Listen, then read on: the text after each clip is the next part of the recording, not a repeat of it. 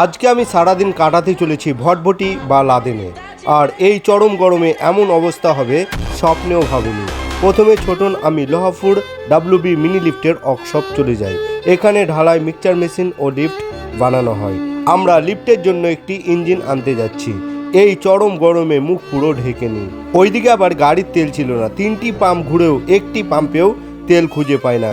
এখন দেখবো এই পাম্পটিতে তেল পাই কিনা। আর এখানে দেখি তেলের অনেক স্টক আছে, তাই তাড়াহুড়ো করে তেল ভরে নিই।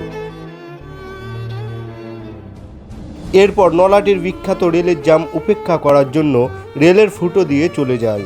এই ভাঙা রাস্তা দিয়ে অবশেষে ট্রান্সপোর্ট চলে আসি। সেখানে গিয়ে ইঞ্জিন গাড়িতে তুলে নিই আর গাড়ি ছেড়ে দিই, কিন্তু জ্যাম আমাদের পিছু ছাড়বে না।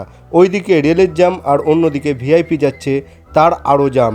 তাই ভয়ে ভয়ে ভারী মাল নিয়ে খারাপ রাস্তা দিয়ে চলে যাই।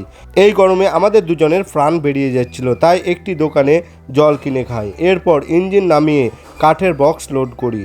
এই লেবারটি রোদে রং করতে পারছিল না, তাই সে বাড়ি চলে যায়। অন্যদিকে এই টুইনল লিফটটি কালকে ডেলিভারি হবে, কিন্তু রং করা নেই আর কিছু কাজও বাকি আছে।